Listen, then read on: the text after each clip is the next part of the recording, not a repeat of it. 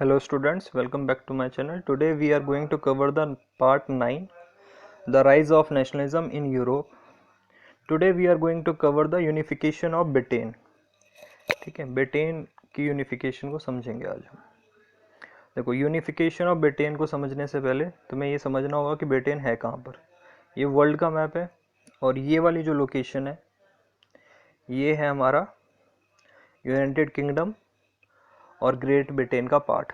ठीक है, ये वाला जो है लोकेशन है यूरोप के अंडर आता है ये, और ये इंग्लैंड है, यहाँ पर वेल्स है, यहाँ पर स्कॉटलैंड है और ये आयरलैंड है। आयरलैंड के भी दो पार्ट हैं, एक साउथ आयरलैंड और एक नॉर्थ आयरलैंड।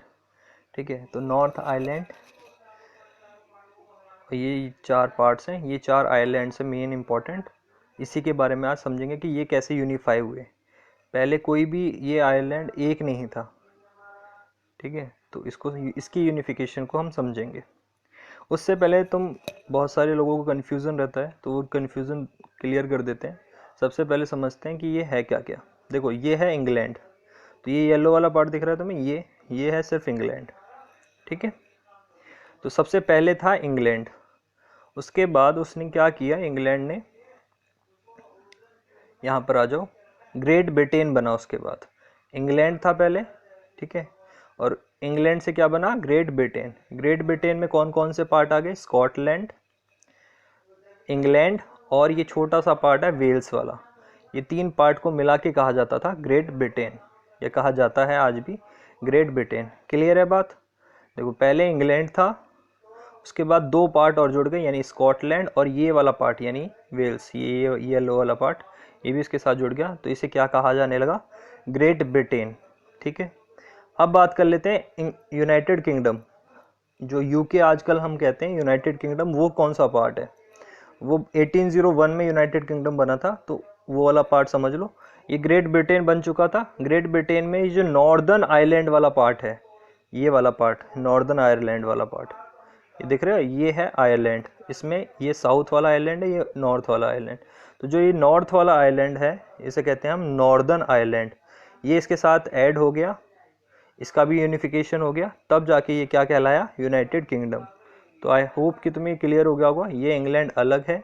ग्रेट ब्रिटेन में कौन कौन से पार्ट आते हैं, इंग्लैंड, स्कॉटलैंड और वेल्स। अगले यूनाइटेड किंगडम में कौन कौन सा पार्ट आता है, आपका ये ब्रिटेन, ठीक, sorry, England, Wales, Scotland and Northern Ireland. याद रखना, यूनाइटेड किंगडम का ये पार्ट है। ठीक है, ये इस तरीके के यूनिफिकेशन हुआ है। ठीक है, और ये जो पूरा पार्ट है, पूरा आयरलैंड, ठीक है, इस पूरे आयरलैंड को कहा जाता है ब्रिटिश आइल्स। ठीक है, क्या कहा जाता है, ब्रिटिश आइल्स। सारे जितने भी पार्ट्स हैं उन सबको मिलाकर कहा जाता है ब्रिटिश आइल्स। ठीक है, ये वाला पार्ट, सिर्फ इतना वाला पार्ट, ये हमारा ग्रेट ब्रिटेन। जब नॉर्दर्न आयरलैंड इसमें ऐड हो जाता है तो ये बन जाता है यूनाइटेड किंगडम, और पूरा पार्ट कहलाता है ब्रिटिश आइल्स। ठीक है, जिसमें आयरलैंड भी आता है। आयरलैंड एक अलग कंट्री है जिसको कहा जाता है, जो साउथ वाला आयरलैंड था ना, उसे अब एक अलग कंट्री बोला जाता है और उसका नाम है Republic of Dublin, sorry, Republic of Ireland. Dublin उसकी कैपिटल है। ठीक है, रिपब्लिक ऑफ आयरलैंड बोला जाता है उसे। ठीक है, देखो, फॉर्मेशन ऑफ इंग्लैंड या यूनिफिकेशन ऑफ ब्रिटेन को समझने से पहले आपको दो रिलीजन को समझना होगा।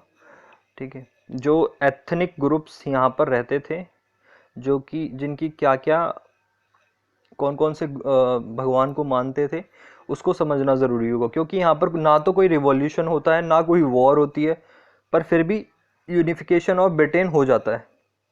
तो वो हुआ था रिलीजियस बेसिस पे। किस बेसिस पे, रिलीजियस बेसिस पे। तो क्रिश्चियनिटी यहाँ पर थी, कहाँ पर, इस वाले पार्ट में, इंग्लैंड वाले पार्ट में, ग्रेट ब्रिटेन यूनाइटेड किंगडम वाले पार्ट में। यहाँ पर दो टाइप की क्रिश्चियनिटी थी। एक तो रोमन कैथोलिक ग्रुप, जो कि पुराना ग्रुप था, जो कि बिलीव करता था क्रिश्चियनिटी में कोई भी मॉडिफिकेशन के अलावा, मतलब कोई भी मॉडिफिकेशन नहीं था। जो पुराने लोग जिस तरीके से बिलीव करते थे, मतलब क्रिश्चियनिटी को, उसी तरीके से ये लोग बिलीव करते हैं। तो इन्हें कहा जाता है रोमन कैथोलिक, जिसमें कोई भी मॉडिफिकेशन नहीं हुआ। एक और होता था प्रोटेस्टेंट ग्रुप। प्रोटेस्टेंट ग्रुप वो था जिसने बहुत सारी मॉडिफिकेशन कर दी थी क्रिश्चियनिटी के अंदर ही, ठीक है। वो उन्होंने अपने अकॉर्डिंग कुछ चेंजेस कर लिए थे क्रिश्चियनिटी के रूल्स में, तो उन्हें कहा जाता था प्रोटेस्टेंट ग्रुप, ठीक है। अब इन दोनों ग्रुप्स को ही समझना तुम, ठीक है। देखो जहाँ जहाँ पर ये प्रोटेस्टेंट ग्रुप होंगे वो एक साथ मिलता चले जाएगा और वो एक यूनिफाई होते चले जाएंगे, ठीक है।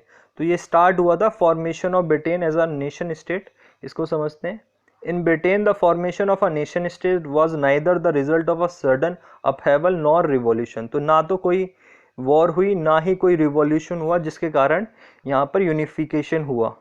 देर was no British nation before the 18th century, 18th century से पहले कोई भी ब्रिटिश नेशन नहीं था, ठीक है। द पीपल वो inhabited the British Isles were ethnic groups, तो मैंने बताया था ना ब्रिटिश आइल्स किसे बोला जाता है, ये पूरे पार्ट को, ठीक है। इसमें क्या थे, डिफरेंट टाइप के एथनिक ग्रुप्स थे। Different type of ethnic group कौन कौन से थे, जैसे इंग्लैंड वाले लोग होंगे तो उन्हें कहा जाएगा इंग्लिश, जो वेल्स वाले लोग होंगे उन्हें कहा गया था वेलिश, जो स्कॉटलैंड में लोग रहते हैं उन्हें कहा जाता था स्कॉट, और जो आयरलैंड में लोग रहते थे उन्हें कहा जाता था आयरिश। इनके डिफरेंट पॉलिटिकल सोशल ग्रुप्स हुआ करते थे, इनका अलग कल्चर होता था, ये सब लोग अलग तरीके से रहा करते थे, ठीक है। तो एथनिक ग्रुप क्या होता है, अ कम्युनिटी और a population made up of the people वो share a common cultural background और डिसेंट, जिनका खुद का एक कॉमन कल्चरल बैकग्राउंड होता है, मतलब एक या तो एक तरह की लैंग्वेज बोलते हो या एक तरीके के कपड़े पहनते हो या एक तरीके की सोच हो उनकी, तो उन्हें कहा जाता है एथनिक ग्रुप्स, क्योंकि उनका कॉमन कल्चरल बैकग्राउंड है, ठीक है। तो यहाँ पर 4 टाइप के एथनिक ग्रुप हुआ करते थे, ठीक है। कौन कौन से, इंग्लिश वाले, इंग्लैंड वालों को इंग्लिश, वेल्स वालों को वेलिश, और स्कॉटलैंड वाले को स्कॉट, और आयरलैंड वालों को आयरिश बोला जाता था, ठीक है। इनके all of them had their separate cultural और पॉलिटिकल ट्रेडिशंस, सबके अपने सेपरेट कल्चरल और पॉलिटिकल ट्रेडिशंस हुआ करते थे। English were able to dominate other groups because they grew in wealth importance and power. तो देखो ये यूनिफिकेशन की प्रोसेस किसने स्टार्ट की, तो ये यूनिफिकेशन की प्रोसेस स्टार्ट करता है इंग्लैंड। इंग्लैंड जो है धीरे धीरे करके बहुत पावरफुल होता चला जाता है, और जब वो पावरफुल होता है इंडस्ट्रियलाइजेशन के कारण, वेल्थ आने के कारण, तो फिर वो क्या करता है, दूसरे जो आसपास के आइलैंड्स हैं उनको अपने साथ मिलाता जाता है ताकि उसकी पावर जो है इंक्रीज हो जाए, ठीक है। और वो करता है ये रिलीजियस बेसिस पे, जो लोग प्रोटेस्टेंट हुआ करते थे उनको ये सपोर्ट किया करता था, और फिर धीरे धीरे करके उन्होंने जो आसपास वाले आइलैंड्स हैं उनको एक साथ जोड़ लिया, ठीक है। इसमें सबसे पहला स्टेप होता है, फर्स्ट स्टेप है फॉर्मेशन ऑफ इंग्लैंड पार्लियामेंट, ठीक है। तो पहले क्या था, यहाँ पर मोनार्क सिस्टम था, उसको ख़त्म कर दिया जाता है, और जैसे ही इंग्लैंड प्रॉस्पिरियस होता जाता है, अमीर होता जाता है, वेल्थी होता जाता है, तो यहाँ पर एक पार्लियामेंट सिस्टम ये लागू करना स्टार्ट कर देते हैं। लागू करने के लिए प्रोटेस्ट करते हैं, और जो मोनार्क है वो अपनी पावर छोड़ देता है, यानी राजा जो है, राजाशाही यहाँ पर ख़त्म हो जाती है, और एक पार्लियामेंट बन जाता है। कहाँ पर, इंग्लैंड में, सिर्फ इंग्लैंड की बात कर रहे हैं हम। तो इंग्लैंड पहले क्या बनाता है, पार्लियामेंट। पहले वहाँ पर कैसा सिस्टम था, कैसी गवर्नमेंट थी, पहले वहाँ पर थी मोनार्कियल गवर्नमेंट, राजा हुआ करता था, ठीक है। तो अभी भी कैसा होता है, यहाँ पर कॉन्स्टिट्यूशनल मोनार्की जैसा सिस्टम होता है, यानी राजा तो रहता है लेकिन उसके पास ज़्यादा पावर्स नहीं होती, ठीक है। और यहाँ पर एक पार्लियामेंट बना देते हैं, ठीक है। जो जैसा पार्लियामेंट इंडिया में सेम इंग्लैंड में भी हुआ करता था आज से बहुत साल पहले, यानी 1688 की बात है। तो इंग्लैंड क्या बन जाता है, पार्लियामेंट बन जाता है, और वहाँ पर एक बिल ऑफ राइट आता है जो कि राजा साइन करता है। बिल ऑफ राइट मतलब कानून मिलते हैं, कुछ अधिकार मिलते हैं पीपल ऑफ द इंग्लैंड को, ठीक है। इस बिल ऑफ राइट में क्या क्या लिखा हुआ है, the agreement of the parliament became necessary for the implementation of new taxes. अगर आपको कोई भी नया टैक्स इंग्लैंड में लगाना है तो आपको क्या करना होगा, पार्लियामेंट से मंजूरी लेनी पड़ेगी, ठीक है। इम्प्लीमेंटेशन ऑफ न्यू टैक्सेस के लिए एग्रीमेंट ये था कि पार्लियामेंट से आपको एग्रीमेंट यानी एक तरीके से मंजूरी लेनी होगी। Freedom from standing army during time of spaces, the agreement of parliament became necessary before the army could be moved against the people वो नॉट एट वॉर, ठीक है। जो इंग्लैंड की पार्लियामेंट है वो किसी भी इंसान के खिलाफ आर्मी नहीं भेज सकती जब पीस का टाइम चल रहा होगा, ठीक है। तो ये है, जब वॉर नहीं होगी तो कोई भी आर्मी किसी भी नॉर्मल पर्सन को दुखी नहीं करेगी। इस तरीके का एक बिल ऑफ राइट दिया गया था पार्लियामेंट द्वारा। फ्रीडम ऑफ स्पीच दी थी, ठीक है। एक्सेसिव बेल मिल सकती है आपको, मतलब अगर आपने कोई अपराध किया तो आपको बेल मिल जाएगी। ट्रायल होगा आपका, ठीक है। और अगर आपका ज़्यादा बड़ा अपराध नहीं है तो आपको ट्रायल पे भी नहीं रखा जाएगा। तो इस तरीके के कुछ बिल ऑफ राइट मिले थे, किसके द्वारा? इंग्लैंड ऑफ पार्लियामेंट के द्वारा। अब इंग्लैंड जब वो पावरफुल हुआ और जब वो पार्लियामेंट बन गया तो वो धीरे धीरे करके क्या करता है, स्कॉटलैंड को और वेल्स को, जहां पर प्रोटेस्टेंट ग्रुप हुआ करते थे। कौन से ग्रुप? प्रोटेस्ट। देखो इंग्लैंड वाला जो हिस्सा है ना, इस पे प्रोटेस्टेंट ग्रुप ज्यादा थे। जहां पर प्रोटेस्टेंट कौन थे? जो कैथोलिक, जो चर्च जाते हैं, क्रिश्चियन को मानते हैं, क्रिश्चियनिटी को मानते हैं, लेकिन कुछ रूल्स उन्होंने मॉडिफाई करे हुए हैं, तो वो लोग क्या कहलाते हैं? प्रोटेस्टेंट। तो इंग्लैंड में ज़्यादातर लोग कौन थे? प्रोटेस्टेंट। तो जो स्कॉटलैंड में प्रोटेस्टेंट लोग थे और जो वेल्स में प्रोटेस्टेंट लोग थे, क्योंकि उनके सेम एथनिक ग्रुप होते हैं, तो वो धीरे धीरे करके उन्हें सबको मिला लेते हैं, स्कॉटलैंड और वेल्स वाले लोगों को। तो एक 1688 के बाद जैसे और पावरफुल होते हैं ये, और स्कॉटलैंड और वेल्स को आपस में मिला लेते हैं, क्योंकि यहाँ पर भी मेजॉरिटी प्रोटेस्टेंट्स की ही थी, ठीक है। तो 1707 में एक एक्ट आता है, act of union. Act of union के अंतर्गत the act of union 1707 between England and Scotland resulted in the formation of United kingdom of great Britain. तो जो ये वाला पार्ट था, स्कॉटलैंड और वेल्स वाला पार्ट, ये इसके अंदर ऐड हो जाता है, और ये वाला पार्ट क्या बन जाता है? ये बन जाता है United kingdom of great Britain, ठीक है। तो United kingdom of great Britain का यहाँ पर क्या मतलब है? यहाँ पर मतलब ये है कि ये क्या है, कौन सा वाला पार्ट है? ये पार्ट बन गया ग्रेट ब्रिटेन का, ठीक है। Meant in effect that England was able to impose her will on Scotland. तो यानी अब पावर किसके पास थी? मेन पावर किसके पास थी? इंग्लैंड के पास थी, और वो कोई भी लॉ जो है, कानून जो है, स्कॉटलैंड और वेल्स के ऊपर लगा सकता था, ठीक है। Suspicion and mistrust between the two countries had prevented the union through the 17th century, ठीक है। स्टार्टिंग में स्कॉटलैंड के कुछ स्कॉटलैंड वाले लोग जो है, इनके बीच में, और जो इंग्लैंड वाले लोग थे उनके बीच में, जो कि कैथोलिक ग्रुप और प्रोटेस्टेंट ग्रुप के बीच में अभी भी कुछ ना कुछ मतलब टकरार चल रही थी, मिसट्रस्ट था, ठीक है। The Scots fear that they would simply become another region of England. और वो ये सोच रहे थे, स्कॉटलैंड वाले लोग ये सोचते हैं कि इंग्लैंड वाले हमारे ऊपर, मतलब उन्होंने कब्जा कर लिया है और हमारे ऊपर ध्यान नहीं देंगे अब वो लोग। However, in 1707, the Scottish Parliament was dissolved. England and Scotland became one country. ठीक है, स्कॉटलैंड क्या बन गया? एक कंट्री बन गया। Scotland kept its independence with respect to its legal and religious system, but coinage, taxation, sovereignty, trade and flag became one. ठीक है। देखो 1707 में क्या हुआ, तो यूनियन ऑफ, मैंने बताया था ना कि ये स्कॉटलैंड इसके अंडर आ गया था, लेकिन इन्होंने ये कहा था स्कॉटलैंड ने कि हमें एक इंडिपेंडेंट कंट्री बना दीजिए। रूल देखो, रूल जो है इंग्लैंड का रहेगा, मतलब कानून वो बना सकते हैं, लेकिन स्कॉटिश की अपनी खुद की भी पार्लियामेंट होगी, ठीक है। यानी स्कॉटलैंड की खुद की भी पार्लियामेंट होगी, ठीक है।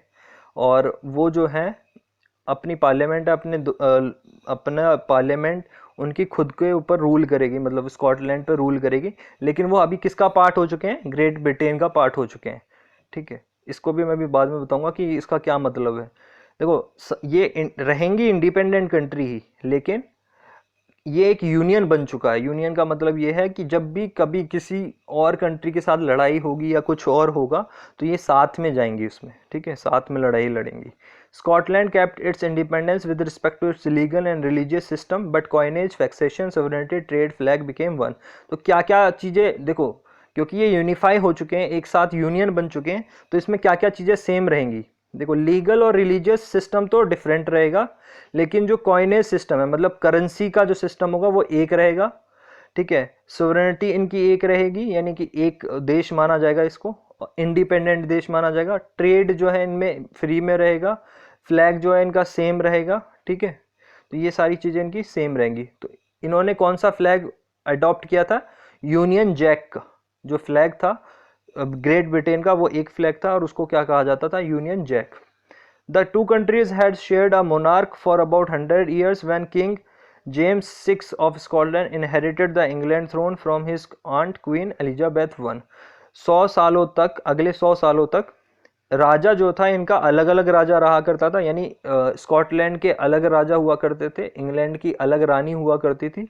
ठीक है, उसके बाद क्या होता है, जो स्कॉटलैंड के राजा होते हैं 100 साल बाद वो इनको हटाकर जो इंग्लैंड की रानी थी और वो खुद राजा बन जाते हैं ग्रेट ब्रिटेन के।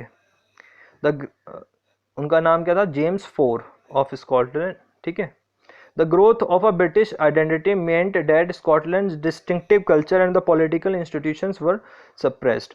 देखो, जो ब्रिटिश आइडेंटिटी इंक्रीज होती जा रही थी कि इंग्लैंड का जो है ना इन्फ्लुएंस बहुत ज़्यादा इंक्रीज होता जा रहा था, तो उस इंक्रीज इन्फ्लुएंस के कारण क्या हुआ, स्कॉटलैंड के लोग जो है स्कॉटलैंड के लोगों को दबाते चले गए ये लोग। कौन, इंग्लैंड के लोग। ठीक है, Catholic clans that inhabited the Scottish Highland suffered repression. जो कैथोलिक ग्रुप था, वो जो ये प्रोटेस्टेंट ग्रुप था, ये इन्हें बहुत ज़्यादा दबा रहा था। ठीक है, they try to assert their independence. Scottish highlands were forbidden to speak their Gaelic language और वियर देयर नेशनल ड्रेस। और जो ये कैथोलिक ग्रुप्स हुआ करते थे और जो लोकल लोग हुआ करते थे, इनकी लैंग्वेज हुआ करती थी गायलिक लैंग्वेज, ये भी यहाँ पर बोलने के लिए मना किया जाता था। और इनकी जो नेशनल ड्रेस थी वो भी पहनने के लिए इन्हें मना किया जाता था, क्योंकि अब ये किसके अंडर आ चुके थे, ग्रेट ब्रिटेन के अंडर आ चुके थे। और वहाँ पर किसका दबदबा था, प्रोटेस्टेंट्स का दबदबा था। तो जो कैथोलिक ग्रुप्स थे वो दबाए जा रहे थे। ठीक है, अब हम बात कर लेते हैं। देखो, ये वाला पार्ट हमारा कंप्लीट हो चुका है, यूनिफिकेशन हो चुका है इसकी। अब हम बात करेंगे ये जो छोटा वाला पार्ट है, आयरलैंड वाला पार्ट, इसको कैसे यूनिफाई किया इन्होंने। Ireland suffered a similar fate, it was a country deeply divided between Catholics and Protestant. तो देखो, आयरलैंड के भी दो पार्ट्स थे, एक ये साउथ वाला पार्ट और एक ये नॉर्थ वाला पार्ट। जो ये नॉर्थ वाला पार्ट था, यहाँ पर प्रोटेस्टेंट्स रहा करते थे, और जो ये साउथ वाला पार्ट था, यहाँ पर रहते थे कैथोलिक्स। तो जो प्रोटेस्टेंट थे, ये इनका इन्फ्लुएंस, इनको बहुत कौन करता था, इंग्लैंड बहुत ज़्यादा सपोर्ट किया करता था। ठीक है, English help the Protestants of Ireland to establish their dominance over a largely Catholic group.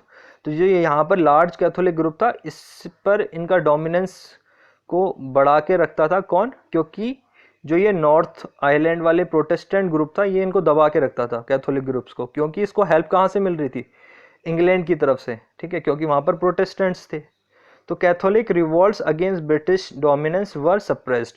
जो कैथोलिक रिवॉल्ट किया करते थे, कोई विद्रोह करते थे इसके खिलाफ, तो उसको दबा दिया जाता था इंग्लैंड के लोगों के द्वारा, जो ब्रिटिश डोमिनेंस है, क्योंकि वहाँ पर ज़्यादातर ब्रिटिशर्स का ही, इसको कौन हेल्प कर रहा था, ब्रिटिशर्स हेल्प कर रहे थे, तो ये दबा दिए गए सारे रिवॉल्ट्स।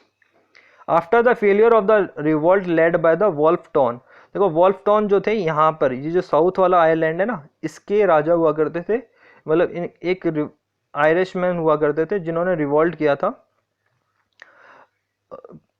1698 में, और उसको पूरी तरीके से दबा दिया था ब्रिटिश डोमिनेंस ने। ठीक है, और उसको अब क्या होता है, फोर्सफुली जो ये नॉर्दर्न आइलैंड वाला जो पार्ट होता है, ये इनसे ले लेते हैं ये, और एक अलग पार्ट बना देते हैं जिसे कहा जाने लगा यूनाइटेड किंगडम, जिसमें अब कौन सा पार्ट आ चुका था, ये वाला पार्ट, नॉर्दर्न आइलैंड वाला, जहाँ पर प्रोटेस्टेंट लोग ज़्यादा थे। और जो ये बाकी साउथ वाला पार्ट है, इसको एक अलग कंट्री बना दिया गया, जिसका नाम क्या रखा गया, रिपब्लिक ऑफ आयरलैंड। ठीक है, यहाँ पर ज़्यादातर कैथोलिक ग्रुप रहते हैं, और जो ये प्रोटेस्टेंट ग्रुप वाला था, ये किसके अंडर आ गया था, अब यूनाइटेड किंगडम्स के अंडर। ठीक है, the act of union was pass by both the British and the Irish parliament despite much opposition. तो ये एक्ट ऑफ यूनियन फिर से पास कर दिया गया 1801 में, और नॉर्दर्न आयरलैंड को किसके साथ मिला दिया गया, ग्रेट ब्रिटेन के साथ। और अब ये नया पार्ट क्या बन गया, यूनाइटेड किंगडम। इस तरीके से, ठीक है, इस तरीके से क्या हुआ, यूनाइटेड किंगडम की यूनिफिकेशन हो गई। Ireland was to be joint to the Great Britain into a single kingdom. तो देखो, आयरलैंड को ग्रेट ब्रिटेन के साथ जोड़ दिया गया था, और जब ये जोड़ा गया तो जो डबलिंग की पार्लियामेंट थी उसको ख़त्म कर दिया गया था। The Anglican church was to be recognised as the official church of Ireland. ठीक है, यहाँ पर जो चर्च था Anglican church was to be recognise, जो देखो जो इंग्लिश वाला चर्च था, इंग्लैंड वाला चर्च था, यहाँ पर Anglican church was to be recognised as the official church of Ireland. जो एंग्लिकन चर्च है उसको ही ऑफिशियल चर्च माना गया आयरलैंड का। जो कैथोलिक ग्रुप का चर्च था उसको नहीं। No Catholics were allowed to hold public offices. जो ये नॉर्दर्न आयरलैंड वाला पार्ट है इसमें कोई भी कैथोलिक पब्लिक ऑफिस यानी जो ऑफिसर नहीं बन सकता था। ठीक है, तो इस तरीके से एक सिस्टम बनाया गया जिसमें देखो यहाँ पर ये वाला जो पार्ट है पूरा यूनाइटेड किंगडम के अंडर आ चुका था। A new British nation came into existence. The symbols New Britain were the British flag. तो जो ये अब नया देखो एक बहुत बड़ी कंट्री कह लो या यूनियन कह लो वो ज़्यादा अच्छा रहेगा। तो ये जो यूनियन बना तो इसने अपना एक फ्लैग बनाया जिस फ्लैग का नाम क्या रखा था इन्होंने, यूनियन जैक, इसे बोला जाता था यूनियन जैक। और जो नेशनल एंथम था इसका पूरी इसका ये था God save our Nobel king, God save our Nobel king. ठीक है, ये था इसका नेशनल एंथम, बहुत इंपॉर्टेंट है, याद रखना। The English language was actively promoted and old nations only survived as subordinate partners in this union. ठीक है, ये जो यूनियन है इसमें जो ज़्यादातर अब कौन सी लैंग्वेज बोली जाती है, इंग्लिश लैंग्वेज। तो इंग्लिश लैंग्वेज का डोमिनेंस है, बाकी और सारी ये जो छोटे छोटे नेशंस हैं ये ज़्यादा पावरफुल तो है नहीं। तो मेन किसका डोमिनेंस चलता है यहाँ पर, इंग्लैंड का चलता है। ठीक है, तो आई होप कि तुम्हें यूनिफिकेशन ऑफ इंग्लैंड समझ में आया हो, ब्रिटेन समझ में आया हो। ठीक है, thank you, like share and subscribe.